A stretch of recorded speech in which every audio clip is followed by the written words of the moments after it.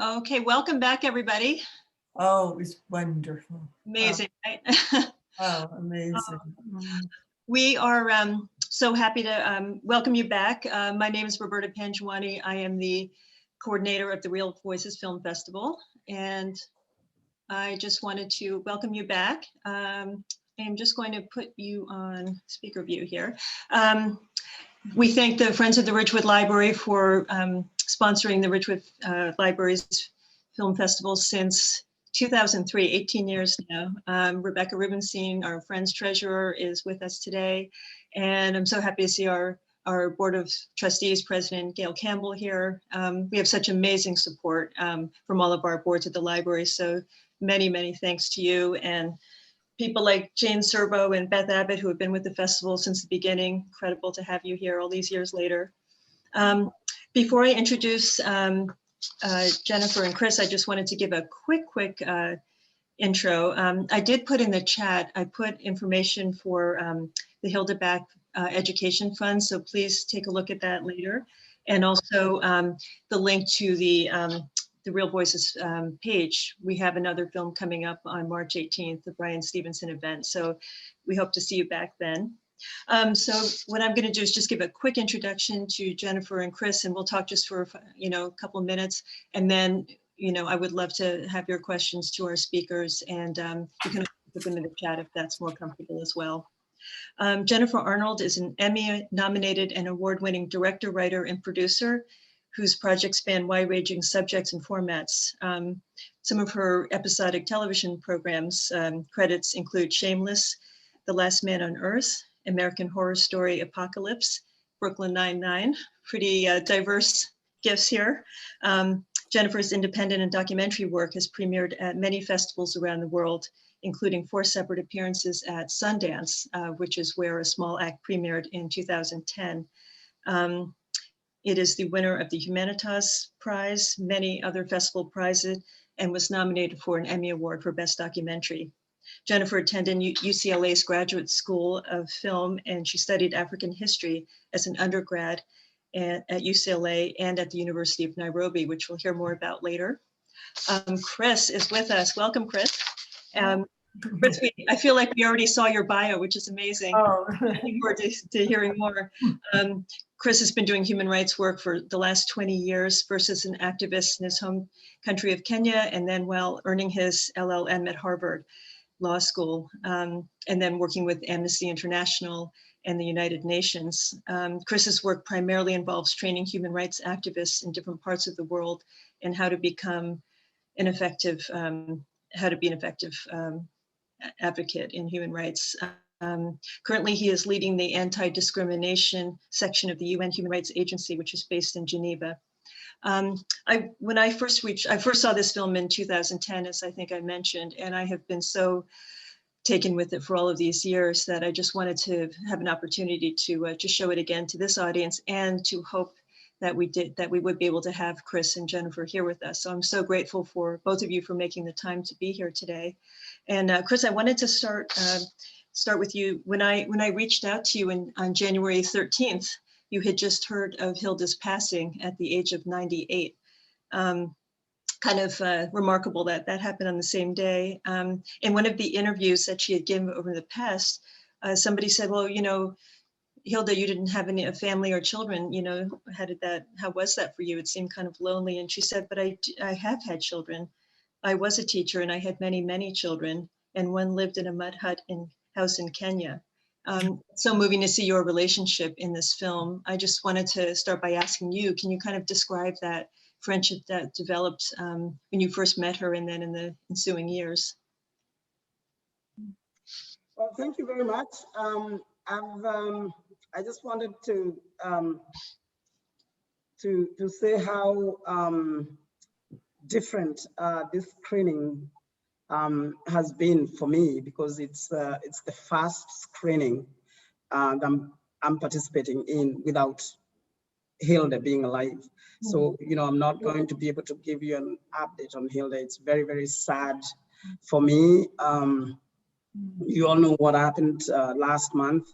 As I speak to you, I'm packing up my bags on my way to Sweden for her funeral, which will be on Friday. And I'm leaving here on Tuesday. So watching this, I watched a bit of the film, and it was very, very emotional because, you know, all of a sudden, you know, it's a different reality for me.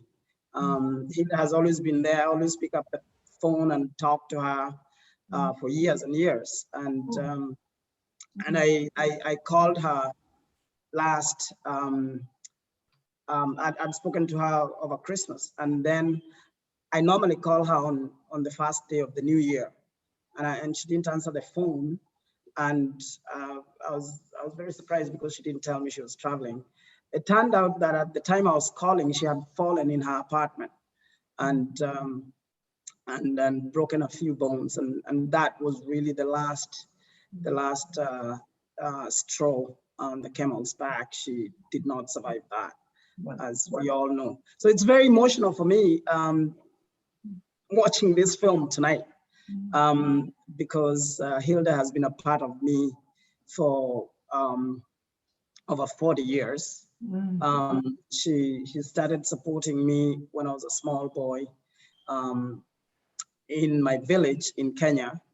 And, you know, you saw the story, but, you know, we had a very interesting relationship because at the beginning, it wasn't a direct relationship because I didn't speak English, and we communicated through my sister, but you know, she was there. We used to exchange. She used to send me pictures. She used to send me a lot of presents. She made me feel very special, and of course, she paid for my school. So it was a very, very important relationship for me.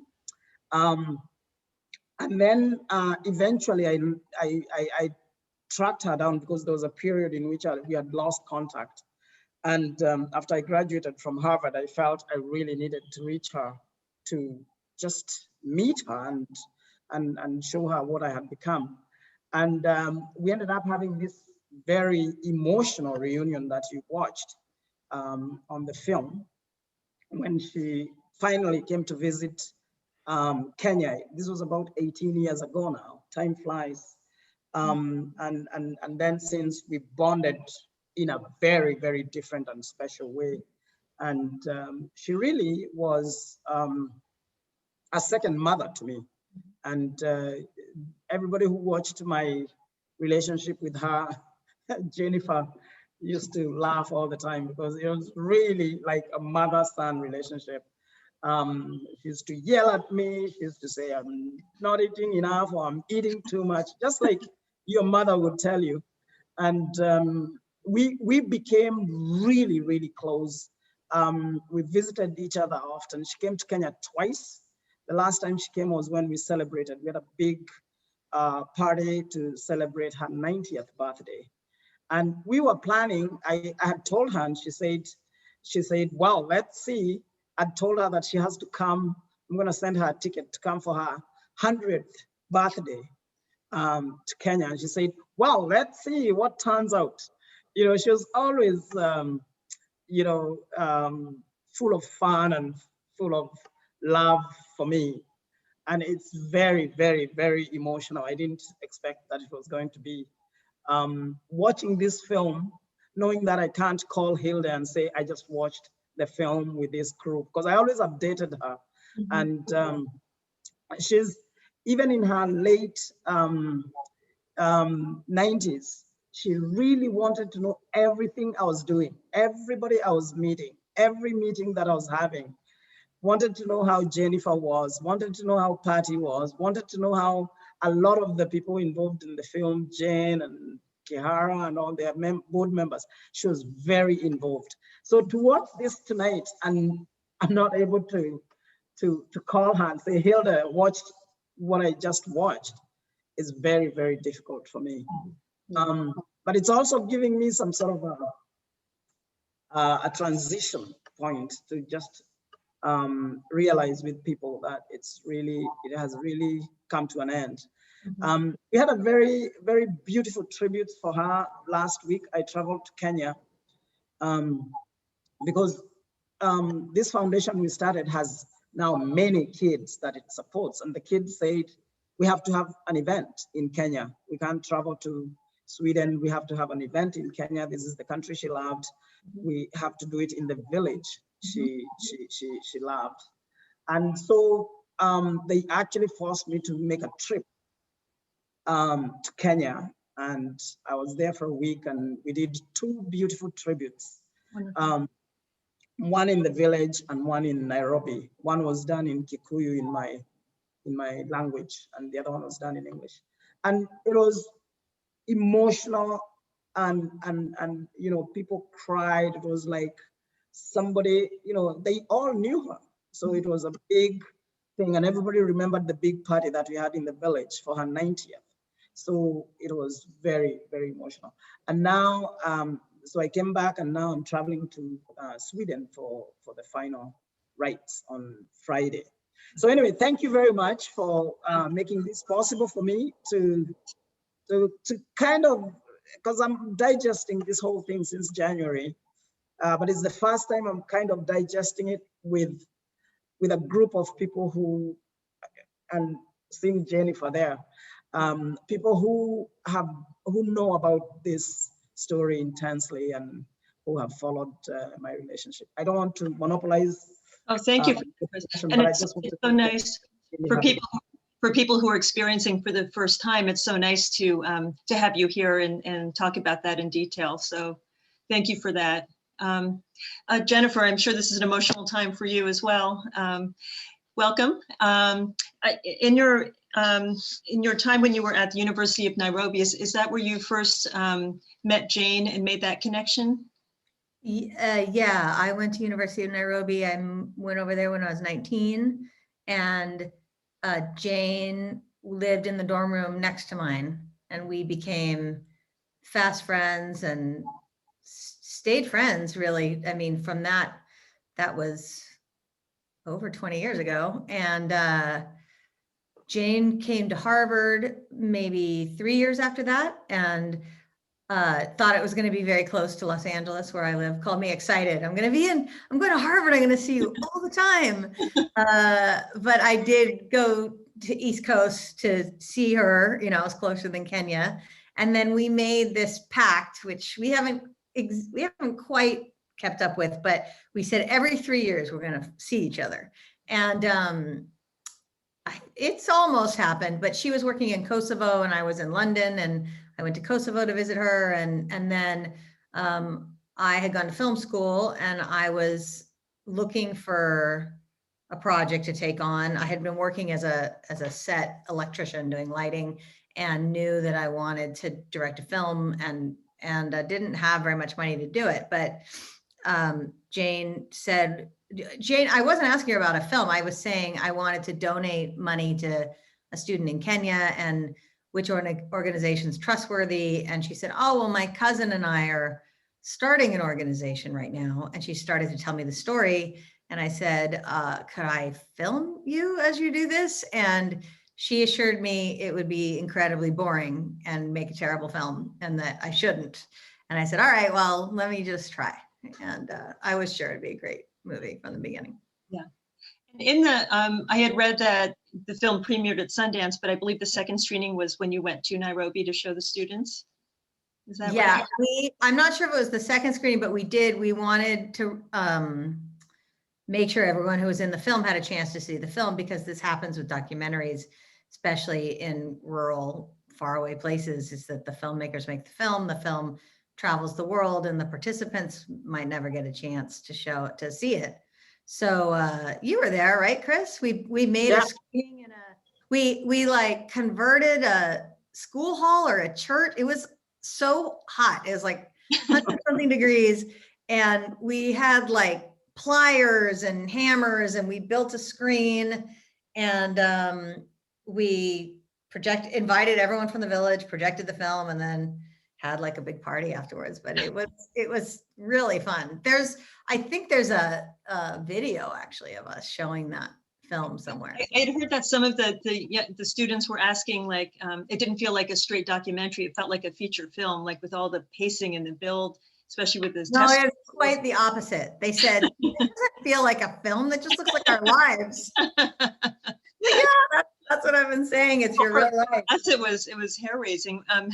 Question for both of you, like just working through the unexpected factors that came in with the election going on in the background, and all of the distractions and all of the different things that the students and all of the kids in that class had. Did you constantly had to, sort of change things along the way, or were you just going with it and just seeing how the story unfolded? How much of this were you expecting? I wasn't expecting that election violence, and at first didn't think it would be part of the story. And then as it escalated and became more and more ethnically based, and it seemed like really that the country could change from that violence, it seemed clear that it echoed Hilda's childhood and that it really pertained to Chris's work. And so we decided that we better go follow that. We had one camera and a crew of more or less 2 people. We had 2 people and then a couple helpers. So deciding what to follow was a big decision to take. If we're shooting the election violence, we couldn't be with the kids. So, but we decided, that it was going to be important. Chris, I love when you were meeting with the committee, when you decided to make that change and allow students that were not in the, like that didn't meet those scores. And by the way, I was so shocked when I saw what they were tested on. When you think of what we do in grade 8, I don't know, it's frightening. So I was so glad that you did make that adjustment, and that there was a real, goal to allow female students the 50-50 representation. I thought that was really meaningful. It looked like it was a tense time for all of you as you were deciding that. Yeah, it was quite tense, and I was very happy to have made those decisions because, we were a small organization then. After the film became very big, but we were a small organization, but we were, the eyes of the village. Everybody was watching what we were going to decide. And Hilda back herself was a big factor in this, because especially for the quota women, boys and girls, she was very, very insistent that girls get the opportunity. So she was always a looming presence in that. And it was difficult, but so are the decisions we had to make, and that we have continued to make difficult decisions every year to date. We continue having difficult decisions to make. People who have just barely made it, having 100 scholarships. Thankfully, nowadays we can talk of 100 scholarships, but having 500 applicants and or 1,000 applicants. So we still have to make hard decisions, and every year it's tough, Right. but it's also gratifying to know that we can do that and pay for kids who have no support. Can we ask if you have any updates on Ruth and Caroline and Kamani? Ruth and Caroline are in Kenya. They're both working. Caroline is working at a company that she wrote to me a few weeks ago. She seems to be doing okay. She did not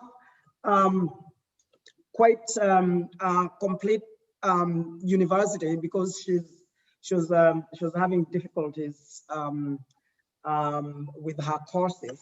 She still wants to do that, and we are trying to get her out somewhere. Ruth has a child. Caroline has one child. Ruth just got married, has a child, and she has a small job that she's doing. Kimani is in the US and is doing his master's, I think his MBA. Yeah.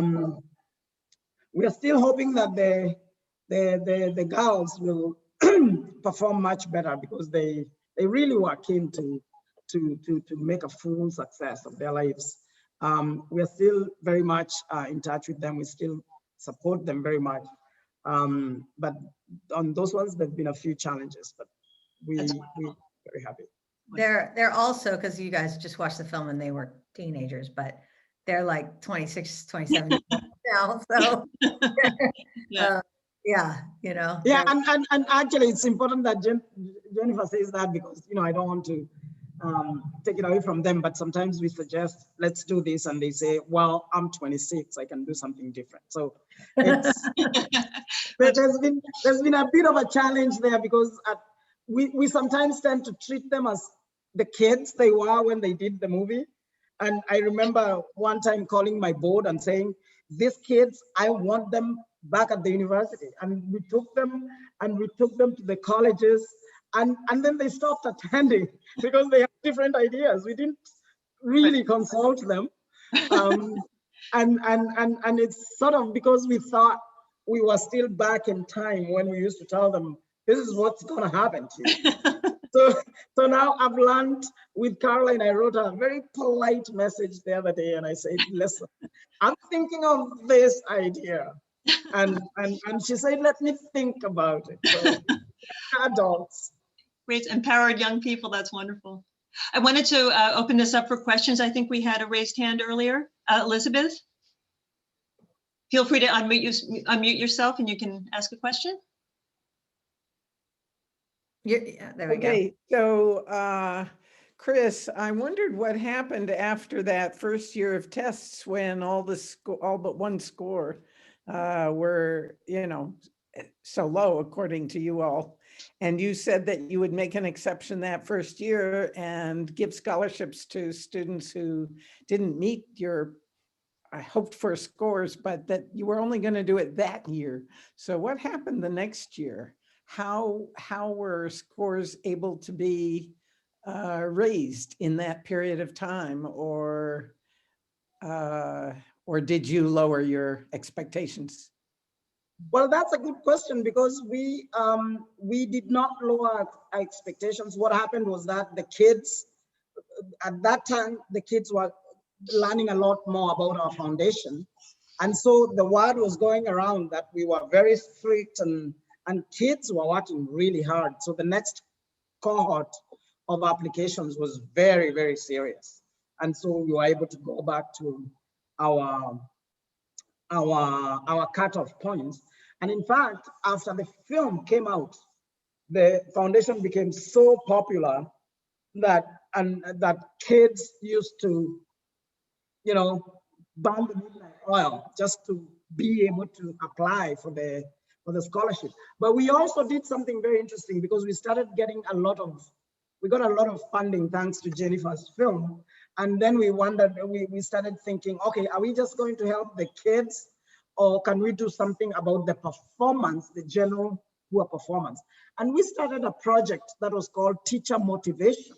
Mm-hmm. And that was a real hit. It was actually the suggestion by Jen.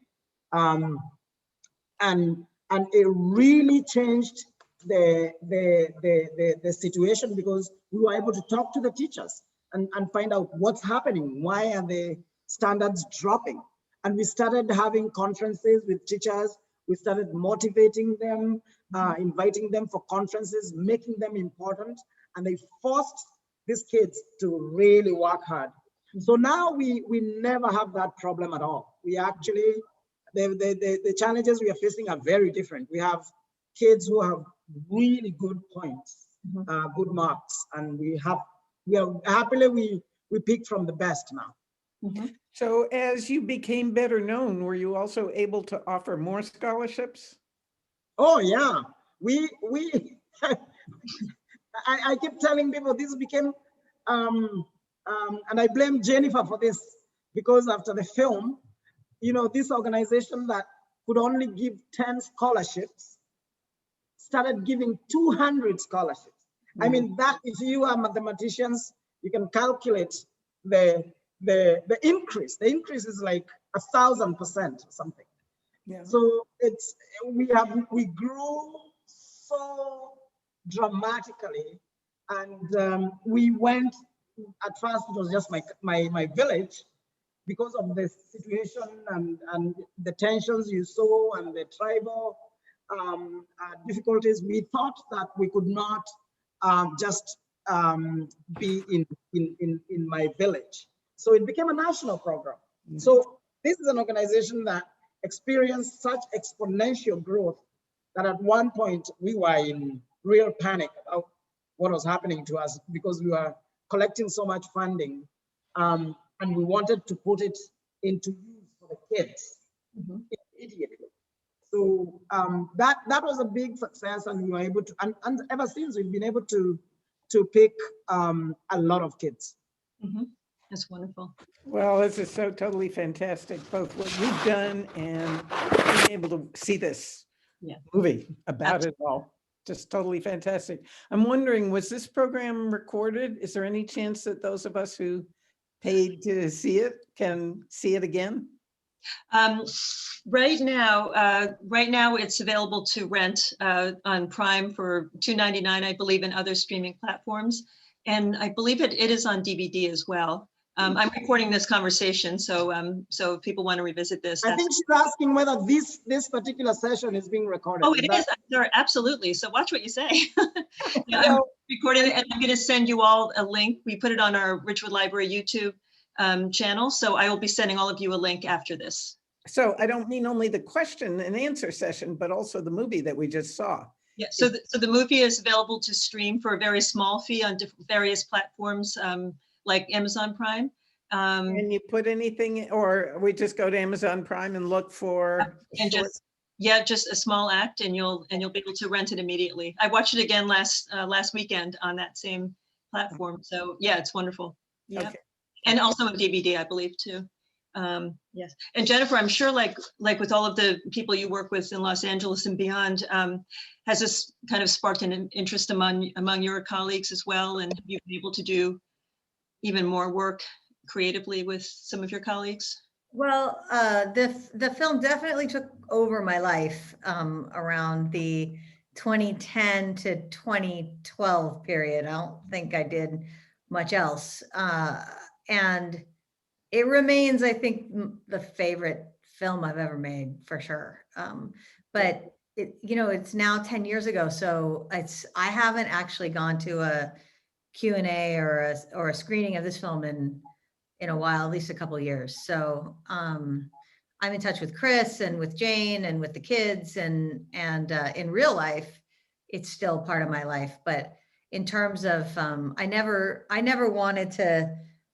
I knew the film would impact Hilda Beck Education Fund, but I never intended for me personally to get too involved in the fundraising for the program, because what I really liked about the story was that it was Kenyans who were really taking over the role of what used to be sort of white philanthropists, and that it was Kenyans not only being a role model for the kids in the village, but having a lot of better ideas about what's needed in their communities because they live there. So my goal was never really to do fundraising and work around the story. I just thought the story was an incredible story of hope, and really, really, truly reminded me what we can do as an individual person, even if you're a person without great wealth or power. So that was my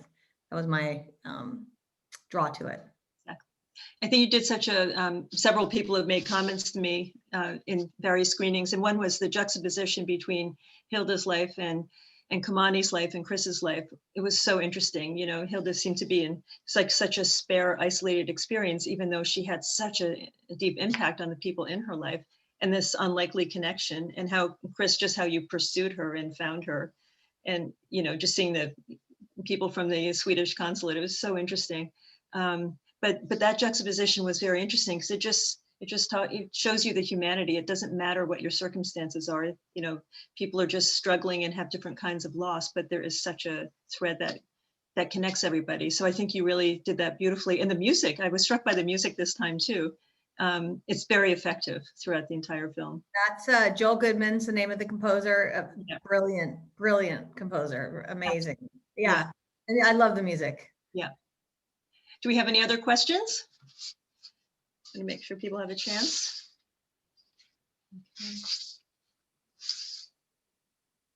Okay. And another thing that struck me too was just the pressure, the way you showed the pressure from the parents and the families, the grandmothers, to provide, if they get these, it's not this wonderful big career. It's, oh my gosh, like we're going to be in trouble, and the pressure on these young people. If you can both talk about that and how that you know, I'm glad to know that things are better with the ability to provide more scholarships in that community, but you think of schools all over the country.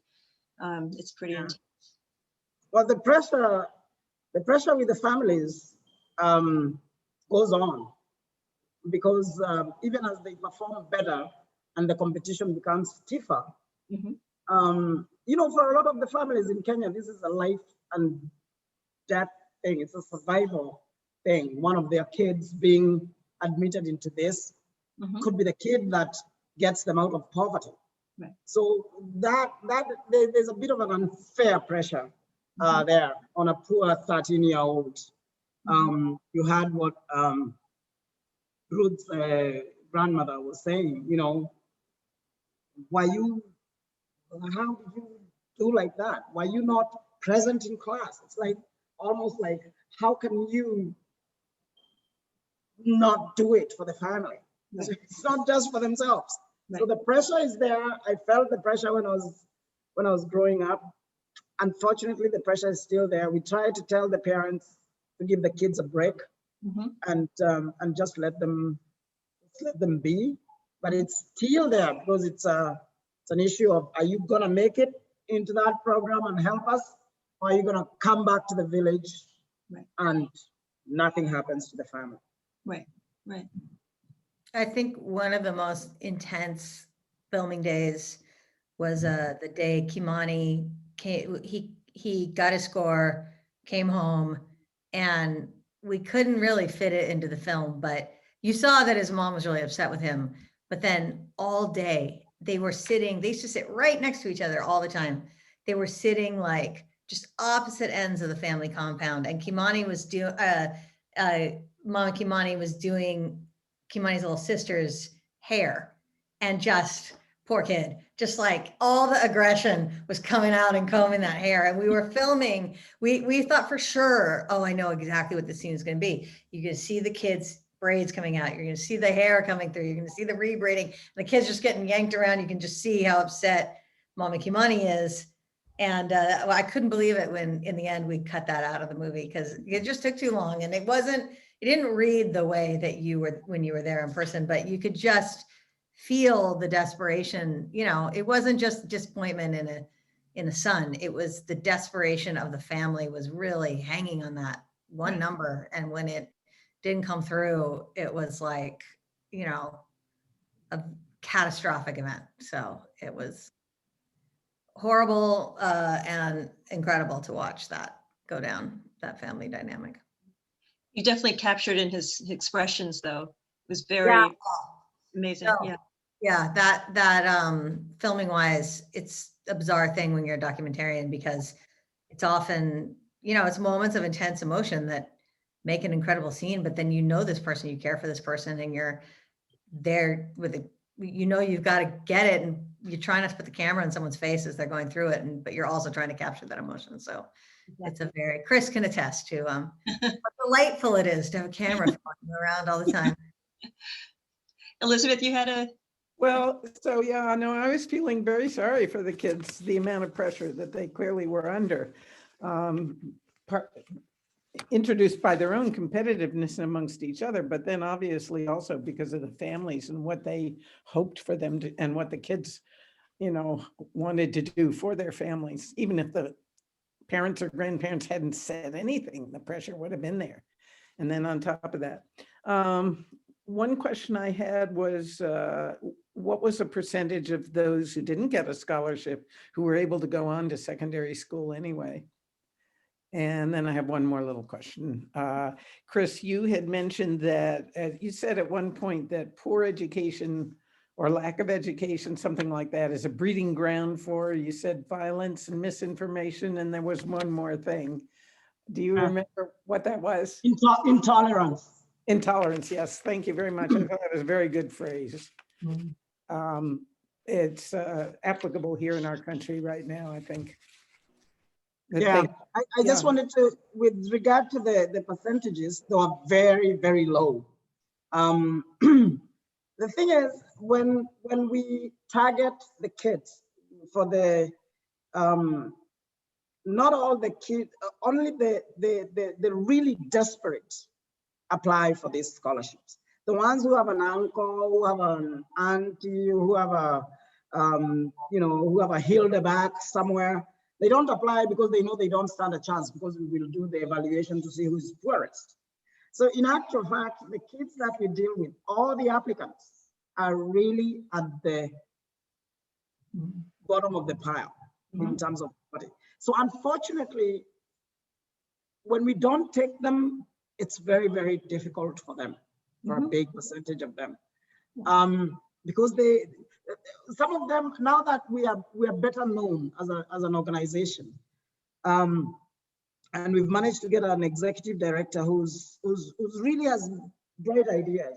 So now we are able to play a secondary role of saying, okay, we didn't accept you, but we thought you qualified for us.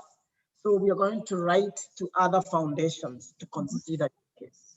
Just give a referral. Right. But it's not binding, but we feel better doing that, because the crashing point of like, this is the end of it and there's nothing more we can do, was weighing down on a lot of us. So, and the board felt very much better when the new executive director told us, don't worry, we don't all have to cry. We can pass it on to others and give a good recommendation. And some of them have ended up being picked up by other small groups, church groups, or whatever. So it's to a large part, it's a very, very difficult process, because every time we have to watch as kids disappear with a lot of hopelessness. I'm in a blackout here. This is Africa. Oh, it's back. Okay.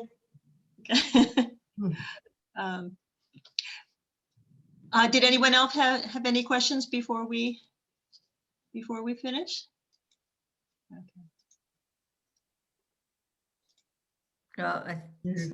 There we go. Yes, it was magnificent. It was so wonderful. And I thought I was rude, the three children. And then of course, the one girl, I don't know whether it was Ruth or Caroline, and she was hoping to go to the secondary school so she could have electricity. Because here she was reading her books by candlelight, and I thought the hardships were so enormous on these children. He had to work so hard. And his mother was ill.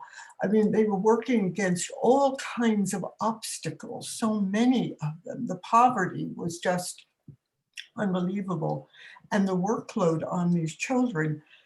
And I was so happy to hear you, Chris, talk about the preparation now of the teachers, because that's what was coming through to me. I thought, oh no, these teachers need to prepare these children better, because there were so many obstacles that the children were facing. And when he was so tired, in school, because of all the work that he was doing, and he was so worried about his mother.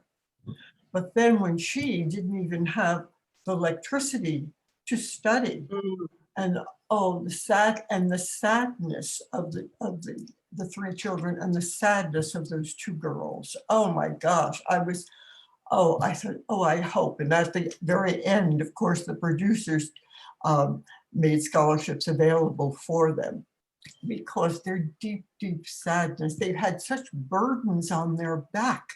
They had to perform and do all of this work, and to be responsible for generations in their families.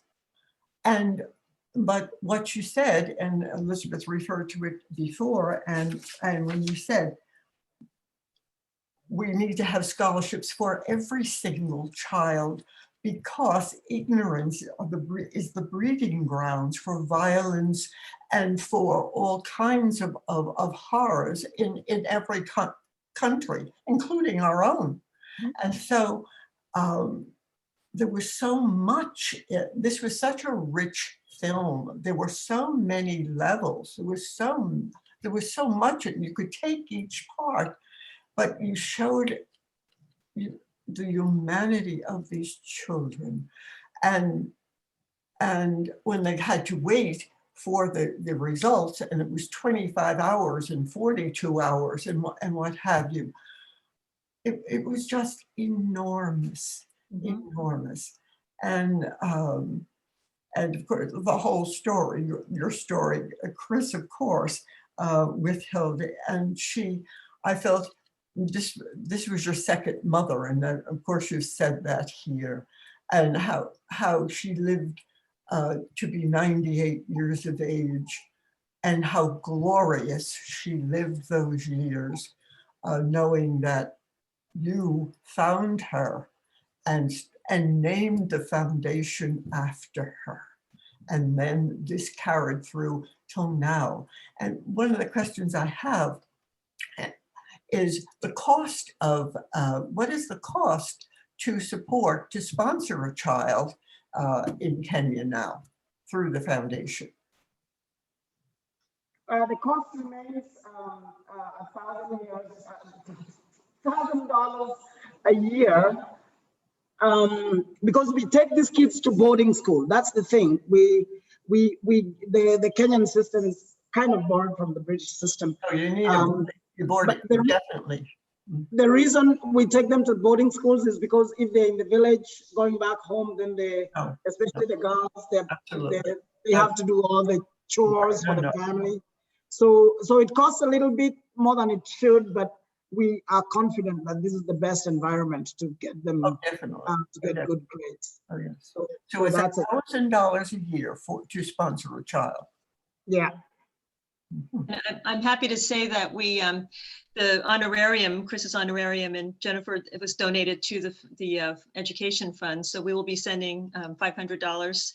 So at least we have half of a year. So we thank the Friends of the Library. Very good, very good. And Roberta, will you give us the information about, yes, because it's one, as I'm here, I'm saying, our family, my daughters and I have one little granddaughter, and we as this could be our Christmas present, our Christmas gift, and say, yes, this is what we're doing as a family. Right. Yes. Wonderful. Yeah, it's in the info is in the chat, but I'm going to send a follow-up email with the link to this video and to the Hilda education. My chat says it's disabled, so I don't know. Okay, no, I'm going to send everything out to you, so don't worry, you'll have everything. Absolutely. Oh, it's wonderful, wonderful, wonderful. Yes, Jennifer and Chris, I just can't thank you both enough. I know you're both incredibly busy, and but just for taking the time and being here with us and just adding all of that, just a layer of history and depth. So we're just so grateful for that. And Chris will be thinking about you as you head to the memorial, and with you, we celebrate Hilda's life and your beautiful connection and how it continues to ripple and spread kindness and practical help and emotional help. We just are so amazed by this story. So power to both of you. Keep up the good work. And hey Chris, will you Skype me right after we hang up? Will you, I gotta go get my phone, or WhatsApp me after we hang up? Me? it's all happening here, folks. It's all happening here. Yeah, you, Chris. Yeah. Oh, you're talking to me? Yeah, I'm talking to you. WhatsApp me after we hang up, okay? Okay, I will. All right. Okay. All right, thank you. Thanks, everybody. Thank you all for coming. We'll see you soon. Okay. Okay. Take care. Bye-bye.